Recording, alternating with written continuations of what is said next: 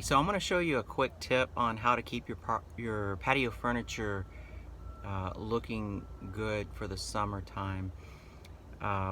It's simply going to be a two-part mix of water and household bleach inside of a inexpensive pump sprayer. You can also do this with a bucket and a rag.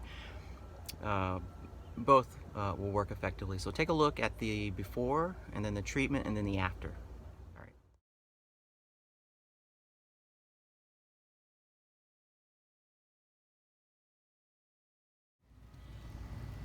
It looks like dirt and pollen, but it's actually an algae.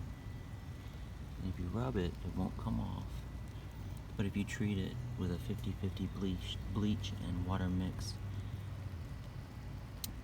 it comes off. And then you can rinse it with your water hose once it's treated.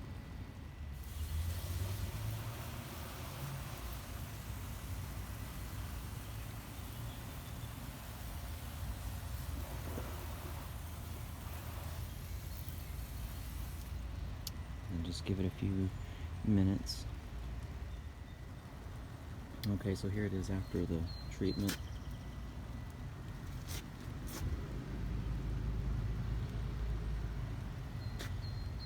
So it's just a 50-50 bleach and water mix, and then rinse it with water.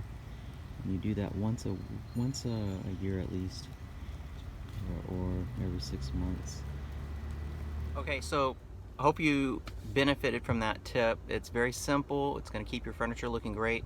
And one other thing to consider, if you leave your patio furniture in the sun and exposed to the sun year-round, not only are you going to have blue-green algae growing, but you're also going to have a problem with oxidation. Now, oxidation is a whole different restoration process, but to prevent that, you just need to keep it out of the sun when you're not using your furniture. All right, everyone, enjoy your time.